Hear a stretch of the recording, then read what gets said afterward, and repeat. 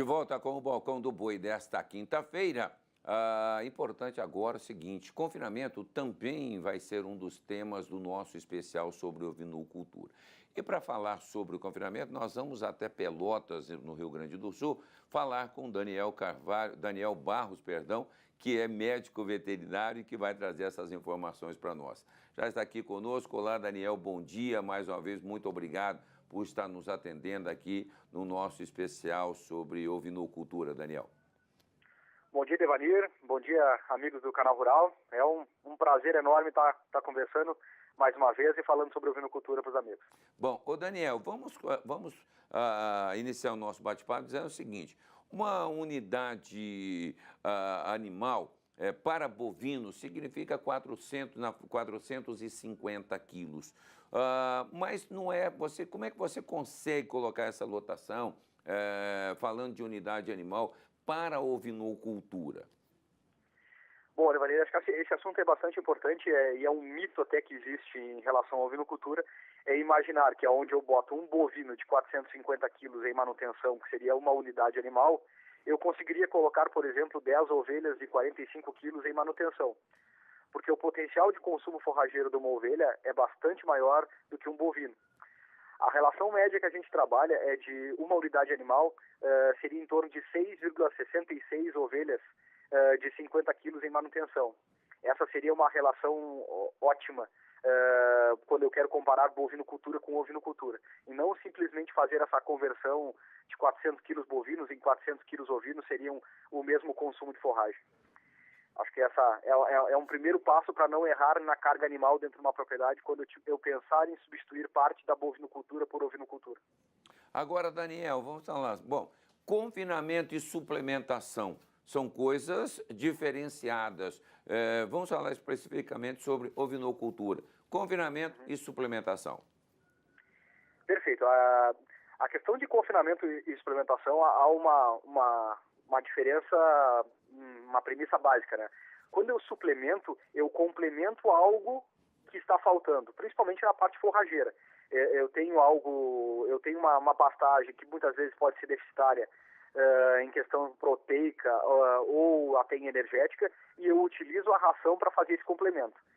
Na suplementação, existem duas principais formas de fazer a suplementação. Uma que se chama suplementação aditiva, onde eu coloco um percentual do peso vivo, onde os animais não restringem o consumo de pastagem e acrescentam esse consumo de ração. Isso vai mais ou menos até 0,7% do peso vivo. Então, imaginando uma ovelha de 50 quilos, se eu fornecer 350 gramas de ração, ela não deixa de comer ração para consumir, ela não deixa de consumir forragem para consumir ração. Isso é adição ao consumo. Isso me incrementa bastante o desempenho. Quando eu passo de 0,7% do peso vivo para 1%, 1,5%, 2% do peso vivo, eu estou substituindo forragem por ração. Isso pode ser interessante quando eu tenho a questão de ter uma carga animal acima do que a minha pastagem comporta. Eu preciso substituir forragem por ração para manter essa carga animal. Mas no momento que eu tenho uma quantidade de forragem suficiente para suportar todos os animais, eu acho que aí a suplementação aditiva, que vai até 0,7% do peso vivo, ela se torna mais interessante economicamente, porque eu acabo apenas complementando a dieta e não substituindo um pasto que geralmente é bem mais barato do que uma ração. Alguns cuidados, assim, alguns problemas que acontecem na suplementação, que eu acho que todo produtor deveria levar em considerações, como desvantagens e vantagens, tá? Primeiro, como vantagens, eu reduzo a despesa em ração em relação ao sistema confinado, no momento que eu suplemento, porque boa parte da minha dieta está vindo da pastagem. Eu potencializo a carga animal e eu consigo complementariedade na pastagem. Eu aumento o ganho de peso porque essa suplementação vai me dar um desempenho acima do que essa pastagem me possibilitaria. Porém, algumas desvantagens que são observadas em sistemas semi-confinados é o risco da contaminação por verminose, porque acaba que quando eu suplemento substitutivamente, quando eu coloco uma quantidade de ração importante, eu acabo aumentando a capacidade de suporte das pastagens. Aumentando a capacidade de suporte das pastagens, eu tenho uma contaminação maior da área. E isso pode me levar a ter problemas sérios de verminose.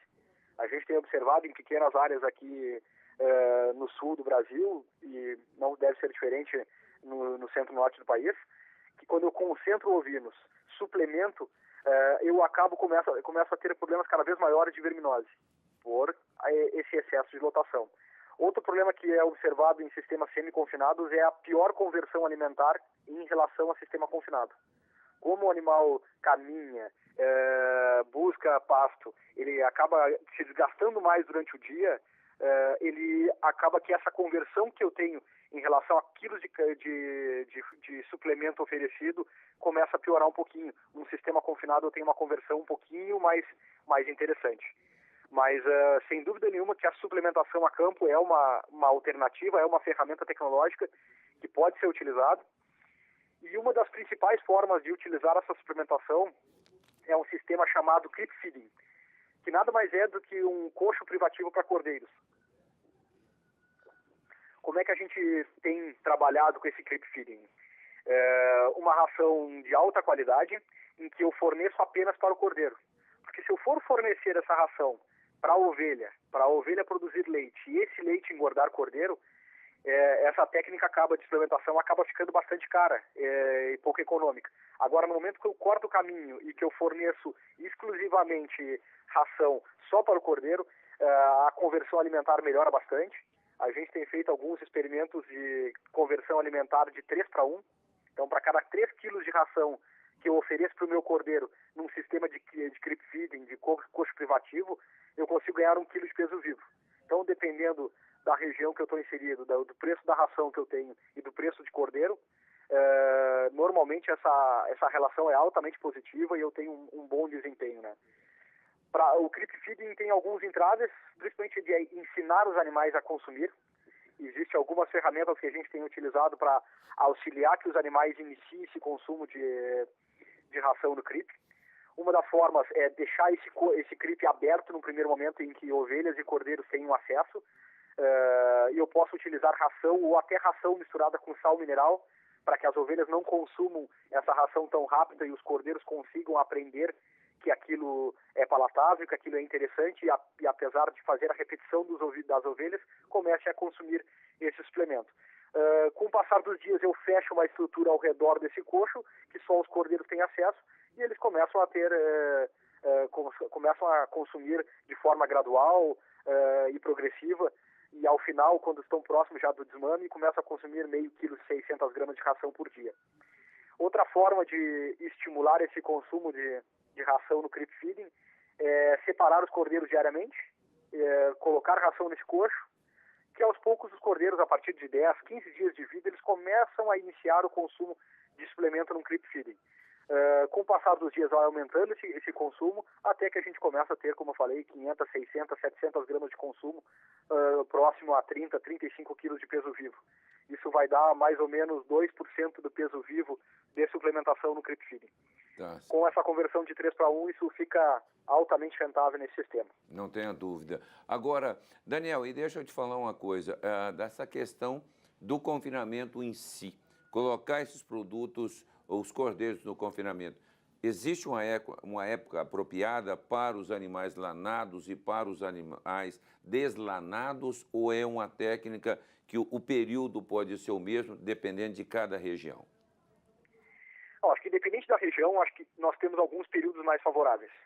O que o produtor tem que observar? Tem que conhecer o mercado da sua região. Como é que se comporta a safra e a entre-safra? Eu acho que sistemas confinados geralmente são sistemas um pouco mais caros que sistema pastoriz. Então eu tenho que buscar fechar esse cordeiro num período que antecede a entre-safra para que eu tenha um melhor desempenho.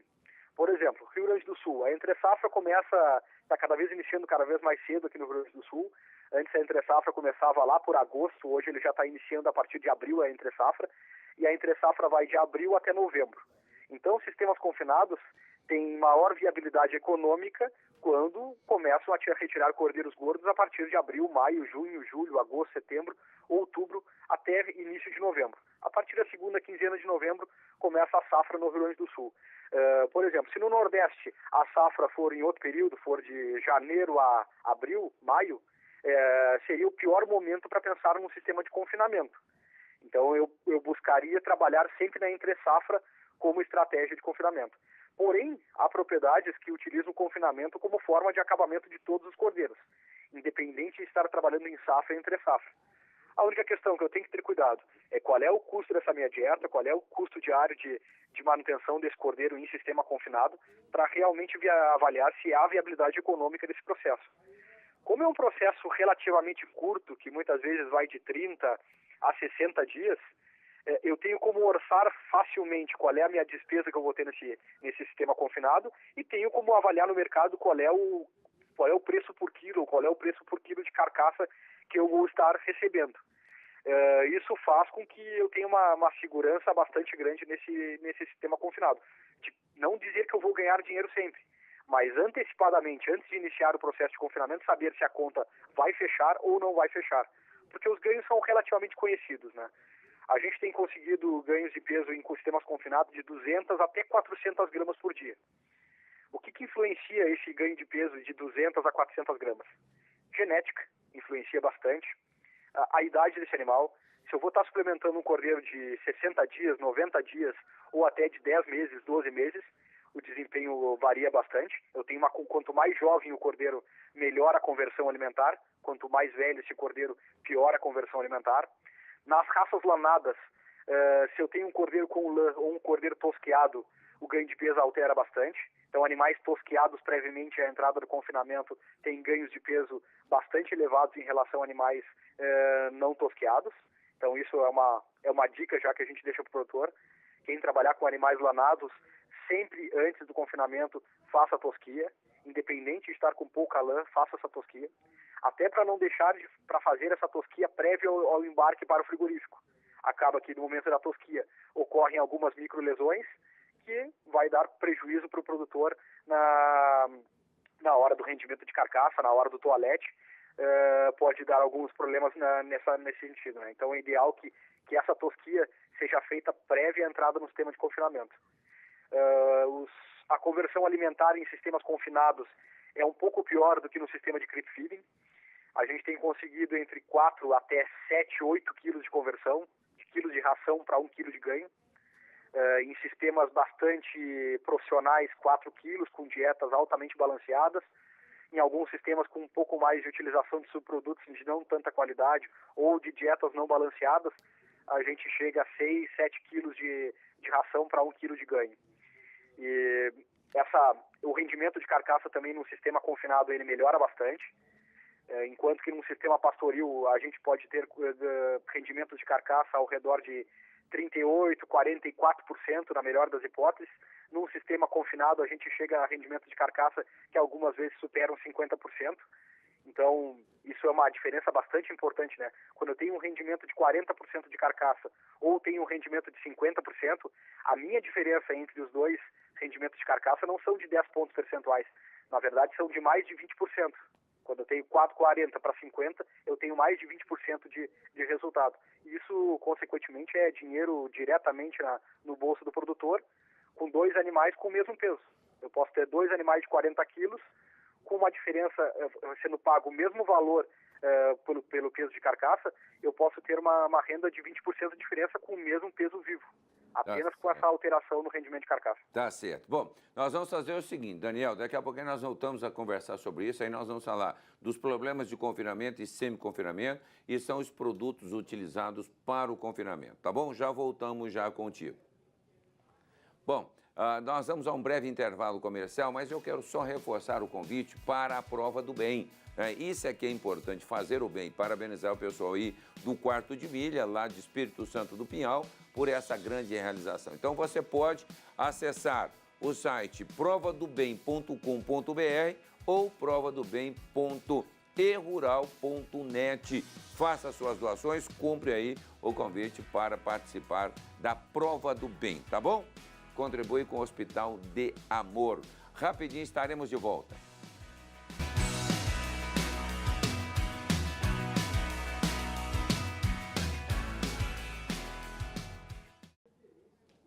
Muito bem, de volta com o Balcão do Boi desta quinta-feira. Eu quero agradecer a audiência do nosso telespectador, pecuarista e muito amigo da casa, que é o Tiago Ramos, aniversariante do dia de hoje. Está lá no Mato Grosso, está lá na Estância Lacerda. Nossos parabéns, que Deus o abençoe. Por acaso é bem conhecido do coração aqui, né? Valeu, Tiagão. Bom, vamos voltar a falar aqui sobre confinamento e semi-confinamento dos ovinos, no especial Ovinocultura. Retorno com o Daniel Barros aqui com o nosso bate-papo. Ô, Daniel, bom, vamos falar agora sobre os alimentos que são fornecidos no confinamento, né? Nós já falamos aí do semi-confinamento, pasto, e você já deu as dicas aí, mas os alimentos mais fornecidos e os mais indicados no confinamento dos cordeiros. Perfeito. São dois sistemas principais hoje que existem em sistemas alimentares em confinamento de ovinos, que são as dietas de alto grão, com o mesmo conceito praticamente do bovino. Apenas acho que vale a pena conversar que as dietas de bovinos não são indicadas para ovinos, principalmente para a questão do nível de cobre que é colocado nos premix minerais que são utilizados em bovinos de corte. Isso pode acarretar mortalidades bastante grandes em sistemas confinados de ovinos por causa desse premix do bovino. Então, formular dietas específicas para ovinos é essencial para o sucesso. Bom, mas então a gente tem essas dietas que são dietas de alto grão, onde vai praticamente nada de fibra, de forragem, de silagem ou de feno, que são dietas que vai um núcleo proteico que vai ainda com minerais e aditivos, e eu entro em conjunto com milho, grão, com outro grão energético que pode estar disponível na região. Por exemplo, aqui na região sul nós também utilizamos aveia, podemos utilizar sorgo, podemos utilizar casca de soja como fontes de grãos energéticos em conjunto com esse pellet. Torna um confinamento bastante simples, porque muitas vezes misturamos apenas 2 ingredientes e que tem um volume bastante pequeno para ser fornecido diariamente. Lembrando que um cordeiro consome entre 3% até 4% do peso vivo. Ele consome bastante mais do que um boi em relação ao seu peso vivo. A outra forma é o sistema de confinamento com volumoso, que eu posso estar utilizando silagem, que eu posso estar utilizando feno. Existe algum problema um pouco com silagem, porque o ovino é bastante seletivo, então muitas vezes eu tenho bastante rejeito no coxo quando eu utilizo uma silagem, principalmente se essa silagem for de milho de baixa qualidade. Alguns talos, alguma parte do sabugo, esses ovinos segregam da ração e não consomem de forma muito homogênea. Feno é bastante interessante, a gente tem usado muito Tifton como alternativas de feno. E esse percentual de utilização do feno da dieta, dependendo da forma como eu trabalho, como eu faço essa mescla, se eu faço uma dieta total, eu posso trabalhar até com 10%, até 5% de feno na total da matéria seca, que já é suficiente para manter um rumen saudável, para manter a ruminação e conseguir bons desempenhos. Então essas seriam as principais formas, as dietas com fibra e as dietas sem fibra. Tá certo. Aí, agora, falando em problemas, né? Que é um assunto que pouca gente gosta de falar, mas que é extremamente importante para quem está nos acompanhando e tem interesse em começar aí um trabalho com a ovinocultura, e é isso que nós estamos primando, é te dar subsídios para que você tome essa decisão. Agora, problemas existem. Quais são os problemas que você cita aqui no confinamento e também no semi-confinamento? Fique à vontade para falar aí sobre essas condições, Daniel. Perfeito. Hoje, no Brasil como um todo, está superestimado o confinamento. Nós temos mais projetos iniciando de confinamento do que produção de cordeiros em si. O que está ocorrendo? Estão montando sistemas confinados com uma capacidade instalada estática muito grande e que provavelmente não vai ter uma oferta constante de cordeiros para conseguir suprir essa demanda.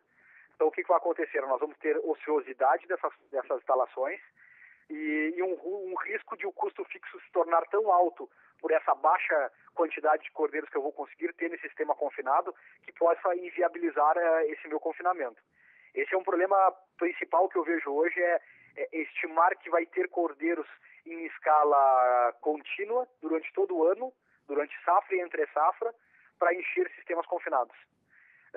O Rio Grande do Sul, que é o principal fornecedor de cordeiros para sistemas confinados em todo o Brasil, saem de semanalmente cargas e cargas de cordeiros do Rio Grande do Sul para Santa Catarina, Paraná, São Paulo. Porém, essa oferta está cada vez mais restrita dentro do próprio Rio Grande do Sul. Então, imaginar que vai se montar grandes sistemas confinados, pensando no abastecimento do Rio Grande do Sul, ou do próprio Centro-Oeste, ou do Nordeste do Brasil, eu creio que é muito arriscado. Eu hoje teria bastante cuidado em imaginar que eu vou ter essa oferta. Então, o produtor que desejar iniciar o confinamento, faça um estudo de mercado, verifique se ele vai ter uma oferta constante de cordeiros, faça os orçamentos antes de iniciar esse sistema de confinamento, verifique se esse preço que está sendo pago pelo cordeiro magro, mais a minha suplementação, mais o meu confinamento, mais mão de obra e instalações, fecha a conta para o preço que eu vou estar comercializando na sequência, né? As margens são bastante apertadas em sistemas confinados. O grande diferencial do confinamento é a possibilidade de escala. Então, esse é outro cuidado que devemos ter. Será que realmente eu tenho uma escala suficiente para possibilitar que ganhos individuais baixos possibilite uma boa remuneração? Ponto 2. Cordeiro tem um período um momento de engorduramento relativamente curto. Se eu não tenho uma escala grande no confinamento, eu corro o risco de formar lotes a cada 60 dias de cordeiros gordos e muitas vezes já ter cordeiro gordo com 30 dias. E 30 dias de um cordeiro gordo em confinamento esperando para ser carregado, certamente inviabiliza esse meu sistema. Então eu tenho que ter cuidado de ter cordeiros gordos. Ao momento que ele está pronto, ele tem que sair do sistema confinado o mais rápido possível. Porque cada dia que ele fica nessa estrutura, aumenta o meu custo de produção e eu não tenho esse ganho por outro lado. E acaba que eu posso chegar ao ponto ou de passar do peso de alvo de abate, que em geral está ficando entre 35 e 45 quilos de peso vivo. Então, muitas vezes, quando eu passo desses 45 quilos de peso vivo ou coloco um excesso de gordura nesse cordeiro, eu corro o risco que o mercado ou não queira comprar o meu produto ou pague menos por esse produto.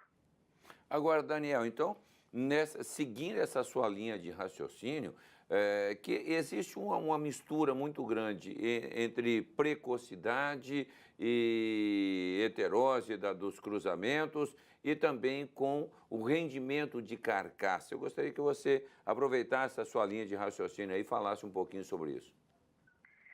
Bom, a gente tem feito uma série de estudos em relação a ganho de peso a partir de diferentes genéticas, diferentes cruzamentos. O que temos observado é que, independente da raça que se esteja trabalhando, o mais importante é ter bons animais, geneticamente bons animais, animais superiores. Não há dúvida que o cruzamento potencializa bastante o ganho de peso. O que eu tenho que me preocupar é se essas raças que eu vou estar cruzando são complementares. De nada me adianta eu botar duas raças com uma altíssima velocidade de ganho de peso e baixa deposição de gordura. Eu corro o risco de muitas vezes chegar num cordeiro de 45 quilos, rapidamente, com 90 dias, com 70 dias, com 45 quilos, e não ter deposição de gordura. Então eu tenho que cuidar um pouco esses cruzamentos indiscriminados para ver se são raças complementares.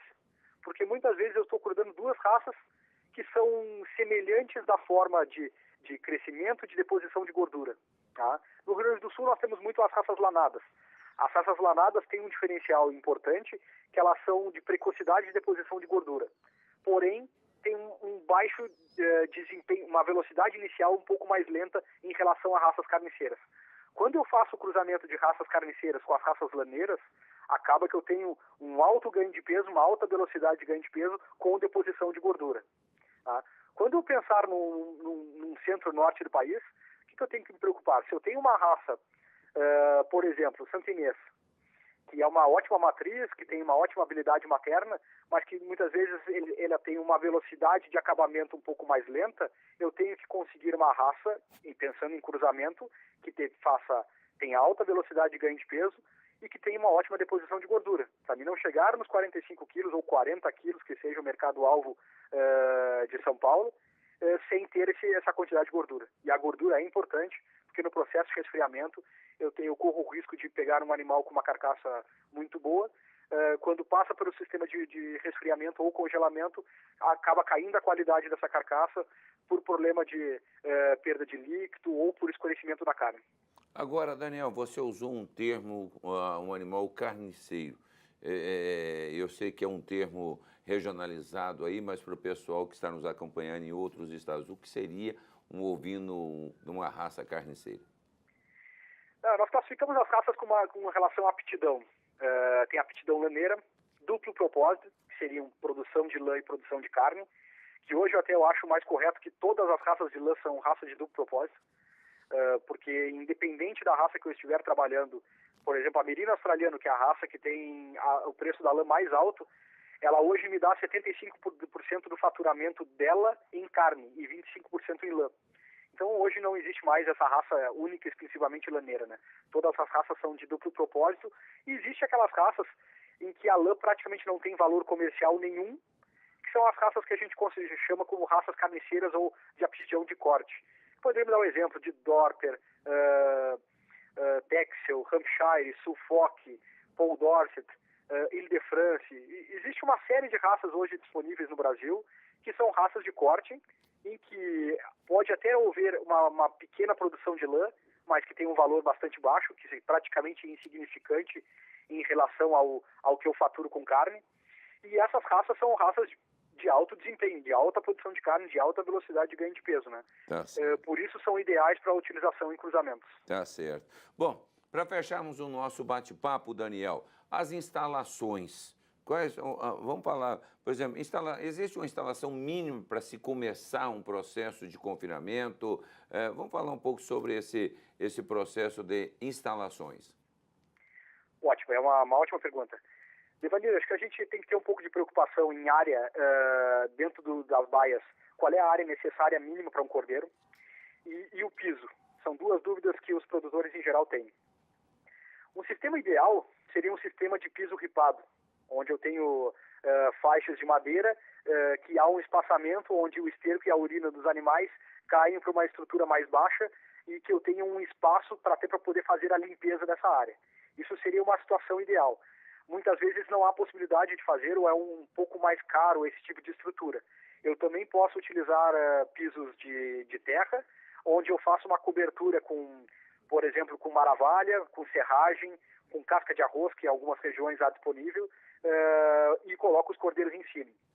Nesses sistemas eu preciso de uma área um pouco maior por cordeiro, porque acaba que a umidade é um pouco mais alta, então não é interessante trabalhar com uma densidade tão grande.